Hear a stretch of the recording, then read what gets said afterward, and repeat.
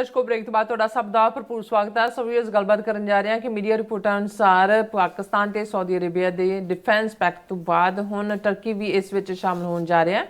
ਇਸ ਸੰਬੰਧੀ Forbes magazine ਦੀ report ਹੈ ਔਰ ਵੇਖਣਾ ਇਹ ਹੈ ਕਿ ਅਚਾਨਕ ਪਾਕਿਸਤਾਨ ਵਿੱਚ ਇੱਕ ਫੌਜੀ ਪਾਵਰ ਵਜੋਂ ਕਿਵੇਂ ਉਭਰਿਆ ਹੈ ਕਿ ਅੱਜ ਸਾਊਦੀ ਅਰੇਬੀਆ ਤੇ ਟਰਕੀ ਪਾਕਿਸਤਾਨ ਨਾਲ फौजी समझौते कर रहे हैं। सो इस बारे आप गलबात करन जा रहे हैं। सो असं चाहांगे कि तुम इस तरह बने रहना, देखने सुनने लिखने लिए तुहाडा सब का बहुत बहुत शुक्रिया। जी डॉक्टर साहब की कहना चाहोगे? देखो कुदरत ਦਾ ਜਦੋਂ ਤੁਸੀਂ ਕ੍ਰਿਸ਼ਮਾ ਦੇਖਦੇ ਹੋ ਤਾਂ ਫਿਰ ਤੁਹਾਨੂੰ ਇੱਕ ਤਾਂ ਕੁਦਰਤ ਦਾ ਕ੍ਰਿਸ਼ਮਾ, ਤੁਸੀਂ ਪਹਾੜਾਂ ਤੇ ਜਾਂਦੇ ਹੋ, ਸਮੁੰਦਰ ਦੇਖਦੇ ਹੋ, ਵਾਈਲਡ ਲਾਈਫ ਦੇਖਦੇ ਹੋ, ਪਲਾਂਟਸ ਦੇਖਦੇ ਹੋ, ਮੌਸਮ ਦੇਖਦੇ ਹੋ ਤਾਂ ਫਿਰ ਤੁਹਾਨੂੰ ਜਿਹੜਾ ਉਹ ਨਜ਼ਰ ਆਉਂਦਾ ਜਿਸ ਨੂੰ ਗੁਰੂ ਸਾਹਿਬ ਨੇ ਇਹ ਫਰਮਾਇਆ ਕਿ ਸੂਰਜ ਏਕੋ ਰੁੱਤ ਅਨੇਕ ਨਾਨਕ ਕਰਤੇ ਕੇ ਕੀਤੇ ਵੇਸ। ਰੱਬ ਦੀ ਕੁਦਰਤ ਚੋਂ ਤੁਸੀਂ ਰੱਬ ਦਾ ਜਲਵਾ ਦੇਖਦੇ ਹੋ।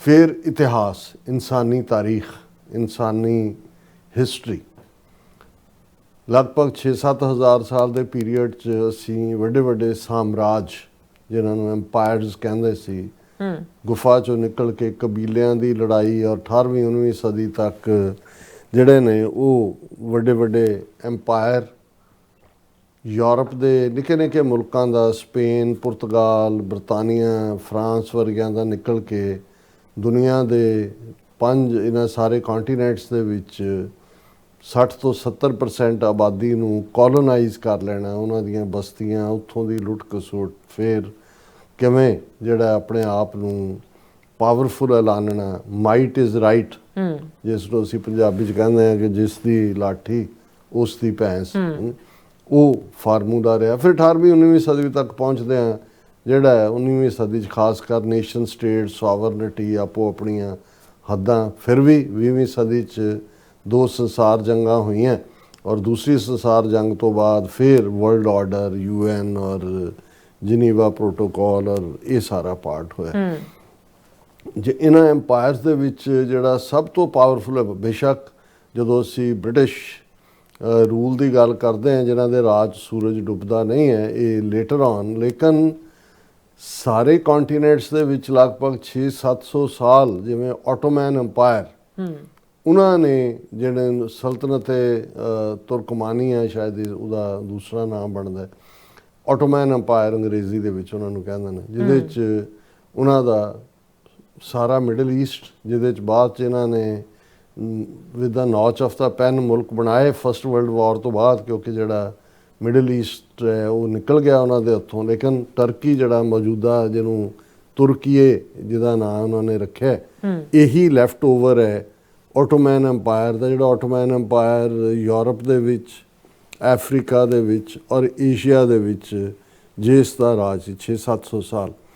ਔਰ ਉਸ ਪੀਰੀਅਡ 'ਚ ਬੇਸ਼ੱਕ ਆਟੋਮੈਨ ਐਮਪਾਇਰ ਵਾਲਿਆਂ ਨੇ ਇਸਲਾਮ ਕਬੂਲ ਕਰ ਲਿਆ ਹੋਇਆ ਸੀ, ਇਸਲਾਮਿਕ ਸਲਤਨਤ ਸੀ, ਉਹਨਾਂ ਦਾ ਹੈਡ ਖਲੀਫਾ ਵੀ ਸੀ, ਕੈਲੀਫੇਟ ਜਿਹਨੂੰ ਕਹਿੰਦੇ ਨੇ।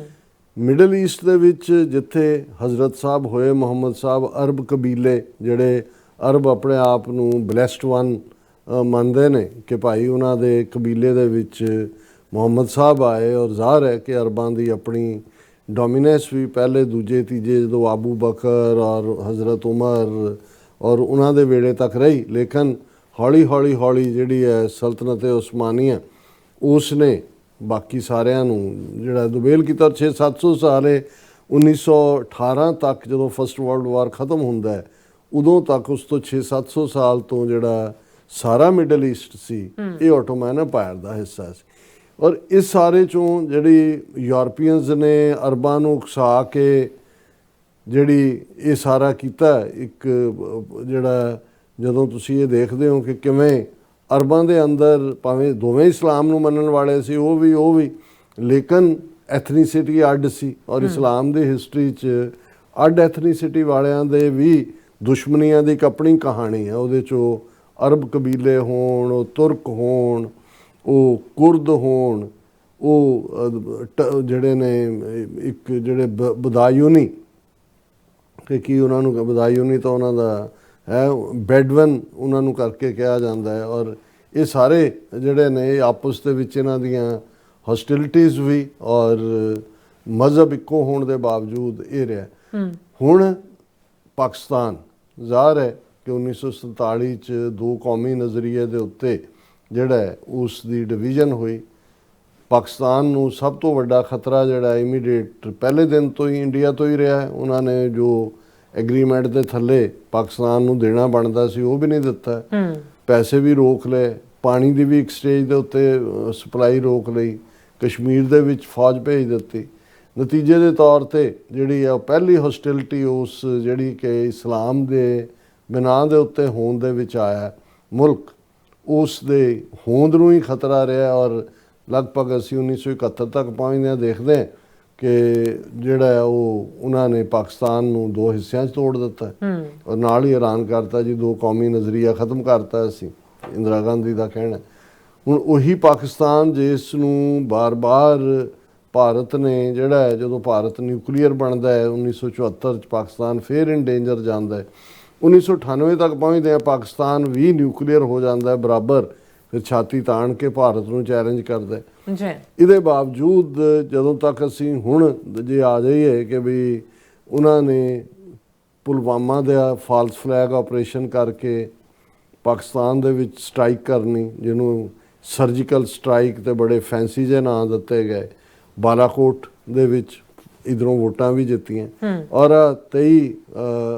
22 ਅਪ੍ਰੈਲ ਨੂੰ ਪਿਛਲੇ ਸਾਲ 'ਚ ਪਹਿਲਗਾਮ ਫਾਲਸ ਫਲੈਗ ਔਰ ਫਿਰ 7, 8, 9, 10 ਮਈ ਨੂੰ ਪਾਕਿਸਤਾਨ ਦੇ ਉੱਤੇ ਅਟੈਕ।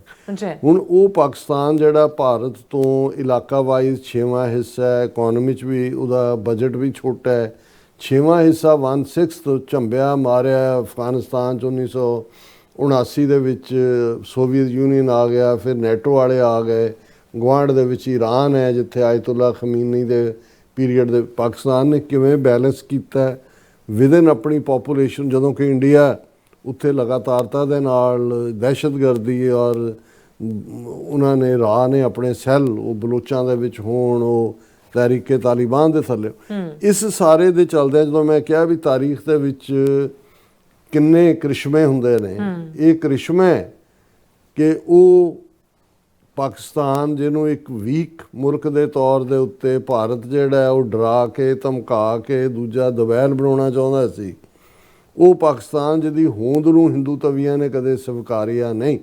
ਅੱਜ ਪਾਕਿਸਤਾਨ ਇਹੀ ਨਹੀਂ ਕਿ ਇੱਕ ਮਿਲਟਰੀ ਔਰ ਡਿਪਲੋਮੈਟਿਕ ਪਾਵਰ ਦੇ ਤੌਰ ਤੇ ਸੋ ਕਾਲਡ ਆਪਰੇਸ਼ਨ ਸੰਦੂਰ ਤੋਂ ਬਾਅਦ ਉਹਦਾ ਉਭਾਰ ਹੋਇਆ, ਅੱਜ ਉਹ ਸਾਊਦੀ ਅਰੇਬੀਆ ਜਿਹਦੀ ਅਮਰੀਕਾ ਦੇ ਨਾਲ ਕਰੀਬੀ ਹੈ, ਦੁਨੀਆ ਦੀ ਦੌਲਤ ਦਾ ਵੱਡਾ ਇੱਕ ਮੈਲਟਿੰਗ ਗੋਲਡ ਹੈ, ਤੇਲ ਹੈ ਉਹਨਾਂ ਕੋਲ, ਪੈਸਾ ਹੈ, ਉਹ ਪਾਕਿਸਤਾਨ ਦੇ ਨਾਲ ਡਿਫੈਂਸ ਪੈਕਟ ਕਰਦਾ ਹੈ ਇਮੀਡੀਏਟ ਆਪਰੇਸ਼ਨ ਸੰਦੂਰ ਤੋਂ ਬਾਅਦ। ਔਰ ਤੁਰਕੀ ਜਿਸ ਦੀ ਹੌਸਟਿਲਿਟੀ ਹੈ ਸਾਊਦੀ ਅਰੇਬੀਆ ਔਰ ਟਰਕੀ, ਔਰ ਤੁਰਕੀ ਇਹ ਪਹਿਲਾ ਮੁਲਕ ਸੀ ਜਿਹਨੇ ਇਜ਼ਰਾਈਲ ਨੂੰ ਸਭ ਤੋਂ ਪਹਿਲਾਂ ਰੈਕਗਨਾਈਜ਼ ਕੀਤਾ 1948 ਜਦੋਂ ਬਣਿਆ, ਜਿਹੜਾ ਕਿ ਇਸਲਾਮਿਕ ਵੱਡੇ ਮੁਲਕਾਂ ਨੇ ਅਜੇ ਤੱਕ ਨਹੀਂ ਕੀਤਾ ਹੋਇਆ ਸਣੇ ਸਾਊਦੀ ਅਰੇਬੀਆ ਦੇ। ਔਰ ਜਿਵੇਂ ਮੈਂ ਕਿਹਾ ਵੀ ਸਾਈਕੋ ਹਿਸਟਰੀ ਹੈ ਕਬੀਲਿਆਂ ਦੀ ਲੜਾਈ ਦੀ, ਵੀ ਤੁਰਕਾਂ ਨੇ ਅਰਬਾਂ ਤੇ ਕੀ ਜ਼ੁਲਮ ਕੀਤੇ ਔਰ ਅਰਬ ਉਹਨਾਂ ਨੂੰ ਵੈਸੇ ਹੀ ਆਪਣੇ ਤੌਰ ਤੇ ਦੇਖਦੇ ਨੇ। ਇਸ ਸਭ ਦੇ ਬਾਵਜੂਦ ਪਾਕਿਸਤਾਨ ਇੱਕ ਗਲੂ ਬਣ ਗਿਆ ਕਿਉਂਕਿ ਪਾਕਿਸਤਾਨ ਦੇ ਸਬੰਧ ਸਾਊਦੀ ਅਰੇਬੀਆ ਨਾਲ ਵੀ ਪਹਿਲੇ ਦਿਨ ਤੋਂ ਚੰਗੇ ਰਹੇ, ਮਦਦ ਵੀ ਮਿਲਦੀ ਰਹੀ, ਟਰਕੀ ਜਿਹੜਾ ਅੱਜ ਤੁਰਕੀ ਹੈ ਉਹਦੇ ਨਾਲ ਵੀ ਚੰਗੇ ਰਹੇ, ਚੀਨ ਦੇ ਨਾਲ ਵੀ ਉਹਨਾਂ ਨੇ ਹੁਣ ਚਾਈਨਾ ਔਰ ਸਾਊਦੀ ਅਰੇਬੀਆ ਪਹਿਲਾਂ ਨੇੜੇ ਨਹੀਂ ਸੀ ਕਿਉਂਕਿ ਸਾਊਦੀ ਅਰੇਬੀਆ ਅਮਰੀਕਾ ਦੇ ਨੇੜੇ ਹੈ, ਇੱਧਰੋਂ ਪਾਕਿਸਤਾਨ ਦੇ ਈਰਾਨ ਨਾਲ ਵੀ ਸੰਬੰਧ ਬੜੇ ਨੇੜੇ ਨੇ। ਹਾਲਾਂਕਿ ਈਰਾਨ ਔਰ ਸਾਊਦੀ ਅਰੇਬੀਆ ਸ਼ੀਆ ਸੁੰਨੀ ਮੁਸਲਮਾਨ ਹੋਣ ਦਾ ਹੈ, ਹਾਲਾਂਕਿ ਟਰਕੀ ਈਰਾਨ ਲਵ ਹੇਟ ਹੈ, ਕਿਤੇ ਇੱਕ ਦੂਜੇ ਨੂੰ ਸਪੋਰਟ ਕਰਦੇ ਨੇ ਕਿਤੇ। ਸੋ ਇਸ ਸਾਰੇ 'ਚ ਪਾਕਿਸਤਾਨ ਉਹ ਗਲੂ ਬਣਿਆ, ਇਕੱਲਾ ਇਹੀ ਨਹੀਂ ਵੀ ਇਹਨਾਂ ਨੂੰ ਨੇੜੇ ਲਿਆਉਣ ਦਾ। ਹਾਲਾਂਕਿ ਇੱਕ ਸਟੇਜ 'ਤੇ ਕੁਝ ਸਾਲ ਪਹਿਲਾਂ ਇਸਲਾਮਿਕ ਨੈਟੋ ਦਾ ਜ਼ਿਕਰ ਵੀ ਹੁੰਦਾ ਸੀ ਕਿ ਜੀ ਜਿਵੇਂ ਨੈਟੋ ਨਾਰਥ ਐਟਲਾਂਟਿਕ ਜਿਹੜੀ ਹੈ TT ਆਰਗੇਨਾਈਜ਼ ਇਵੇਂ ਇਸਲਾਮਿਕ, ਪਰ ਗੱਲ ਕਿਤੇ ਚੱਲੀ ਨਹੀਂ ਸੀ।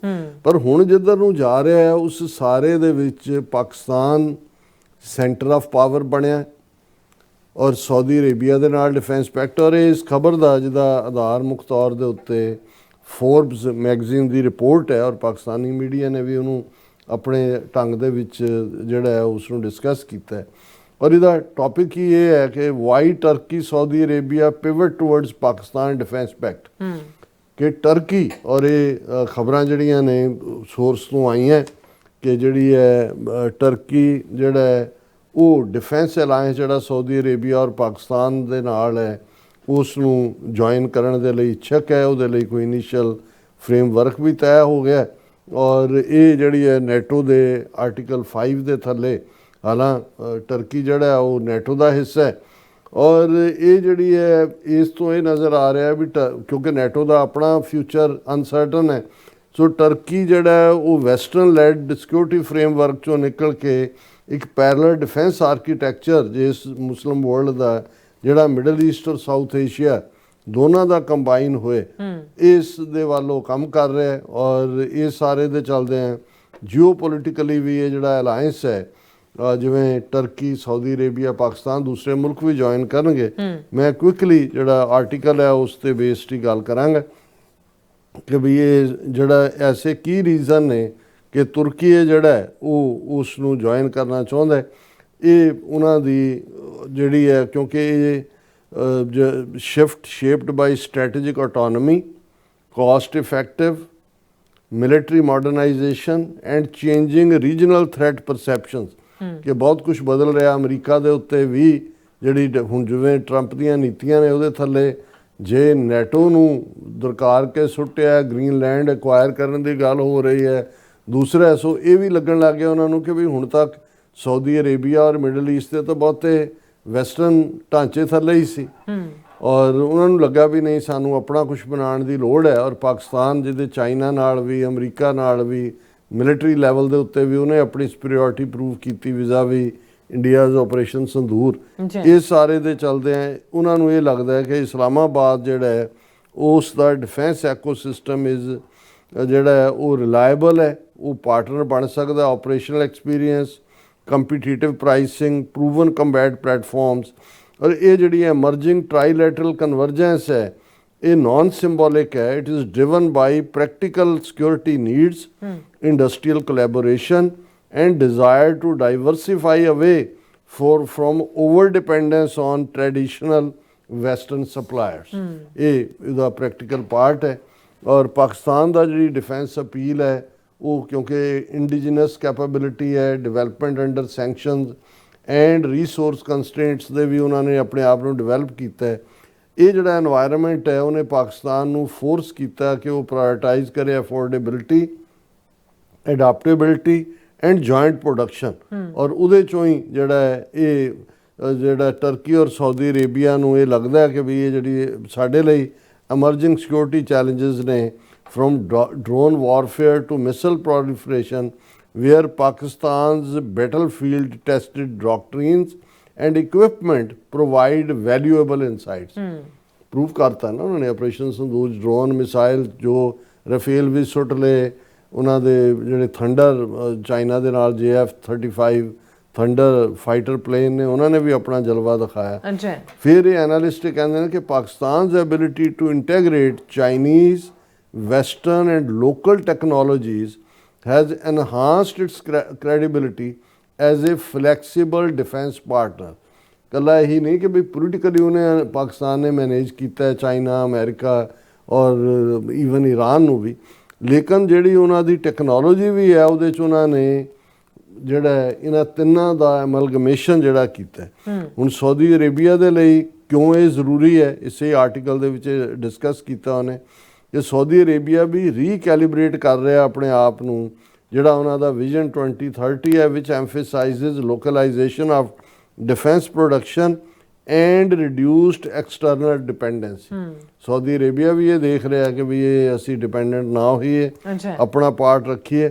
ਪਾਕਿਸਤਾਨ ਨੇ ਫਿਰ ਜੋ ਕੁਝ ਆਫਰ ਕੀਤਾ ਸਾਊਦੀ ਅਰੇਬੀਆ ਨੂੰ, ਪਹਿਲਾਂ ਵੀ ਉਹਨਾਂ ਦੀ ਸਿਕਿਉਰਿਟੀ ਸਿਸਟਮ ਜਾਂ ਦੂਸਰੇ 'ਚ ਪਾਕਿਸਤਾਨ ਦਾ ਰੋਲ ਰਿਹਾ। ਹੁਣ ਟਰਕੀ ਦਾ ਇੰਟਰਸਟ ਕਿਉਂ ਹੈ? ਸਾਊਦੀ ਅਰੇਬੀਆ ਦਾ ਤਾਂ ਸਮਝ ਆਇਆ। ਇਹ ਆਰਟੀਕਲ 'ਚ ਹੈ ਕਿ Turkey's interest meanwhile is anchored in complementary strengths rather than substitution। Ankara's defense industry has expanded rapidly। Turkey drone ਵੀ ਟਰਕੀ ਬਣਾਉਂਦਾ, ਰਸ਼ੀਆ ਨੂੰ ਵੀ ਉਹਨੇ ਡਰੋਨ ਦਿੱਤੇ ਨੇ ਕਿ ਵੀ ਇਹ ਰੈਪਿਡਲੀ ਹੈ। Defense industry has expanded rapidly, particularly in unmanned systems, naval platforms and electronic warfare। Pakistan brings operational depth. ਹੁਣ ਟਰਕੀ ਕੋਲ ਆਲਰੇਡੀ ਜਿਹੜੀ ਡਿਫੈਂਸ ਇਕਵਿਪਮੈਂਟ ਉਹ ਬਣਾ ਰਹੇ ਨੇ, ਪਾਕਿਸਤਾਨ ਦੇ ਕੋਲ ਜਿਹੜੀ ਹੈ operational depth, large scale production experience and access to South Asian security theatres. ਹੁਣ ਪਾਕਿਸਤਾਨ ਜਿਓਗ੍ਰਾਫਿਕਲੀ ਸਾਊਥ ਏਸ਼ੀਆ 'ਚ ਹੈ, ਟਰਕੀ ਇੱਧਰ ਵੀ ਹੈ, ਯੂਰਪ 'ਚ ਵੀ ਹੈ, ਨੈਟੋ ਦਾ ਵੀ ਮੈਂਬਰ ਹੈ। ਅੱਛਾ। Joint projects, technology sharing, and co-development initiative allows both countries to spread costs while accelerating innovation. ਇਹ ਦੋਨਾਂ ਦਾ ਇੱਕ unique combination ਬਣਦਾ ਹੈ। This partnership also enables Turkey to deepen its footprint in Muslim majority defense markets through a trusted intermediary. ਹੁਣ turkey ਦੇ ਨਾਲ ਜਿਹੜਾ ਹੈ ਉਹ ਸਾਰੇ ਰਜੀਮਸ ਦੇ ਫੌਜੀ ਹੋਏ, ਸਿਵਿਲੀਅਨ ਹੋਏ, ਉਹਨਾਂ ਦੇ ਰਿਸ਼ਤੇ ਹਮੇਸ਼ਾ ਚੰਗੇ ਰਹੇ ਨੇ। ਜੰਮੂ ਕਸ਼ਮੀਰ ਦੇ ਮੁੱਦੇ ਦੇ ਉੱਤੇ ਵੀ ਤੁਰਕੀਆ ਨੇ ਹਮੇਸ਼ਾ ਖੁੱਲ੍ਹ ਕੇ UN ਦੇ ਵਿੱਚ ਉਹਨਾਂ ਨੇ ਕਸ਼ਮੀਰੀ ਲੋਕਾਂ ਦੇ ਰਾਈਟ ਆਫ ਸੈਲਫ ਡਿਟਰਮੀਨੇਸ਼ਨ ਦੇ ਹੱਕ ਦੀ ਗੱਲ ਕੀਤੀ ਹੈ। ਔਰ ਇਸ ਸਾਰੇ ਪੀਰੀਅਡ 'ਚ ਦੇ ਆਰਟੀਕਲ ਦੇ ਮੁਤਾਬਕ ਇਹ ਹੈ ਕਿ ਪਾਕਿਸਤਾਨ ਨੇ ਜਿਹੜਾ ਹੈ ਉਹਨਾਂ ਦੀ ਨੀਤੀ ਦੇ ਵਿੱਚ ਹੁਣ ਰਿਐਕਟਿਵ ਪੋਲਿਟਿਕਸ ਨਹੀਂ ਹੈ, ਪ੍ਰੋਐਕਟਿਵ ਹੈ।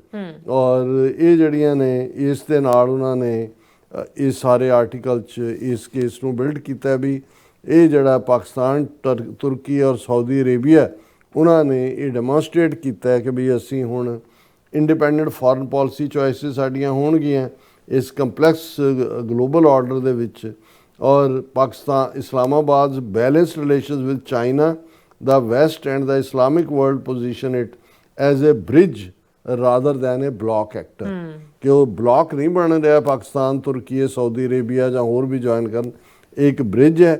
ਔਰ ਇਹ ਜਿਹੜਾ ਜ਼ਾਹਰ ਹੈ ਕਿ ਵੀ ਇਹ ਜਿਹੜੀ ਡਿਪਲੋਮੈਟਿਕ ਫਲੈਕਸੀਬਿਲਿਟੀ ਹੈ, ਇਹਦੇ ਨਾਲ ਪਾਕਿਸਤਾਨ ਨੂੰ ਬਹੁਤ ਜ਼ਿਆਦਾ ਜਿਹੜੀ ਉਹਦੀ ਐਕਸੈਸ ਵੀ ਹੁੰਦੀ ਹੈ। ਔਰ ਇਹ ਰੀਜਨਲ ਸਿਕਿਉਰਿਟੀ ਡਾਇਨਾਮਿਕਸ ਬਦਲਦੀਆਂ ਨੇ। Drone proliferation, missile advancement, naval competition across Red Sea, eastern Mediterranean and Indian Ocean. ਔਰ ਅਸੀਂ ਸਮਝਦੇ ਹਾਂ ਵੀ ਇਸ ਫੋਰਬਸ ਨੇ ਬੜੇ ਚੰਗੇ ਢੰਗ ਦੇ ਵਿੱਚ ਜਿਹੜਾ ਉਹ ਪਾਕਿਸਤਾਨ ਦੇ ਸਟੇਚਰ ਨੂੰ ਵੀ ਬਿਆਨਿਆ। ਔਰ ਨਾਲ ਦੀ ਨਾਲ ਇਹ ਜਿਹੜੀਆਂ ਸਾਰੀਆਂ ਚੇਂਜਸ ਨਵੇਂ ਨਕਸ਼ਿਆਂ ਦੀ, ਨਵੇਂ ਰਿਸ਼ਤਿਆਂ ਦੀ ਔਰ ਨਵੇਂ ਵਰਲਡ ਆਰਡਰ ਦੀ ਗੱਲ ਹੈ, ਉਹਦੇ 'ਚ ਅਸੀਂ ਸਮਝਦੇ ਹਾਂ ਵੀ ਪਾਕਿਸਤਾਨ ਦਾ ਵਧਿਆ ਹੋਇਆ ਰੁਤਬਾ ਸਾਡੇ ਲਈ, ਸਿੱਖ ਕੌਮ ਲਈ ਖਾਸ ਤੌਰ 'ਤੇ ਭਵਿੱਖ ਦੇ ਖਾਲਿਸਤਾਨ ਦੇ ਲਈ ਵੀ ਬੜਾ ਇੰਪੋਰਟੈਂਟ ਹੈ। ਕਿਉਂਕਿ ਜੇ ਇੱਕ ਬਲਾਕ ਪੂਰੀ ਤਰ੍ਹਾਂ ਡਿਵੈਲਪ ਹੁੰਦਾ ਹੈ ਔਰ ਸਾਡੇ ਲਈ, ਔਰ ਚੰਗੀ ਗੱਲ ਇਹ ਹੈ ਕਿ ਪਾਕਿਸਤਾਨ ਅਮਰੀਕਾ ਦੇ ਵੀ ਰਾਈਟ ਹੈਂਡ ਸਾਈਡ 'ਤੇ ਪਲੇ, ਇਹ ਕੋਈ ਐਂਟਾਈ ਅਮਰੀਕਾ ਬਲਾਕ ਨਹੀਂ ਹੋਏਗਾ। ਸੋ ਇਹਦੇ ਲਈ ਸਾਡੇ ਭਵਿੱਖ ਦੇ ਲਈ ਵੀ ਜਦੋਂ ਅਸੀਂ ਆਪਣੀ ਸੇਫਟੀ ਸਿਕਿਉਰਿਟੀ ਖਾਲਿਸਤਾਨ ਦੀ ਕਰਨੀ ਹੈ, ਕਿਸ ਬਲਾਕ ਨੂੰ ਅਸੀਂ ਕਿਸ ਲੈਵਲ ਦੇ ਉੱਤੇ ਦੇਖਣਾ ਹੈ। ਸੋ ਇਹ ਜਿਹੜਾ ਸਟਰੋਂਗਰ ਪਾਰਟ ਹੈ, ਅਸੀਂ ਨੇਬਰ ਹੈ ਨੈਕਸਟ ਡੋਰ ਪਾਕਿਸਤਾਨ ਦੇ, ਔਰ ਸੈਂਟਰਲ ਏਸ਼ੀਆ ਔਰ ਯੂਰਪ ਤੱਕ ਦਾ ਰਾਊਟ ਇਹਨਾਂ ਮੁਲਕਾਂ 'ਚੋਂ ਹੀ ਜਾਂਦਾ ਹੈ। ਸੋ ਇਵੈਂਚੁਅਲੀ ਅਸੀਂ ਇਸ ਨੂੰ ਇਸ ਢੰਗ ਨਾਲ ਦੇਖਦੇ ਹਾਂ ਕਿ ਇਸ ਦੇ ਵਿੱਚ ਭਾਰਤ ਪੂਰੀ ਤਰ੍ਹਾਂ ਆਈਸੋਲੇਟ ਹੋ ਗਿਆ। ਔਰ ਇਹ ਜਿਹੜਾ ਇੰਡੀਆ ਦਾ ਡ੍ਰੀਮ ਸੀ ਕਿ ਕਿਸੇ ਵੇਲੇ ਵੀ ਜੇ ਅਸੀਂ ਤਾਂ ਜਦੋਂ ਮਰਜ਼ੀ ਪਾਕਿਸਤਾਨ ਨੂੰ ਨੱਪ ਲਾਂਗੇ ਔਰ ਫਿਰ ਅਖੰਡ ਭਾਰਤ ਬਣਾ ਦੇਵਾਂਗੇ, ਇਹ ਜਿਹਨੂੰ ਕਹਿੰਦੇ ਨੇ ਕਿ ਵੀ ਪੁੱਠਾ ਜਿਹੜਾ ਗੇੜ ਜਿਹੜਾ ਦੇ ਦਿੱਤਾ ਹੈ ਪਾਕਿਸਤਾਨ ਨੇ। ਔਰ ਅਸੀਂ ਇਸ ਦੇ ਉੱਤੇ ਤਸੱਲੀ ਦਾ ਇਜ਼ਹਾਰ ਕਰਦੇ ਹਾਂ। ਜੀ ਰਾਜ ਸਾਹਿਬ, ਤੁਹਾਡਾ ਬਹੁਤ ਧੰਨਵਾਦ। ਸੋ ਅਥਲੈਨ ਬ੍ਰੇਕ ਵਿਊਅਰਸ, ਤੁਸੀਂ ਇਸੇ ਤਰ੍ਹਾਂ ਬਣੇ ਰਹਿਣਾ। ਮਿਲਦੇ ਹਾਂ ਛੋਟੇ ਜਿਹੇ ਬ੍ਰੇਕ ਤੋਂ ਬਾਅਦ।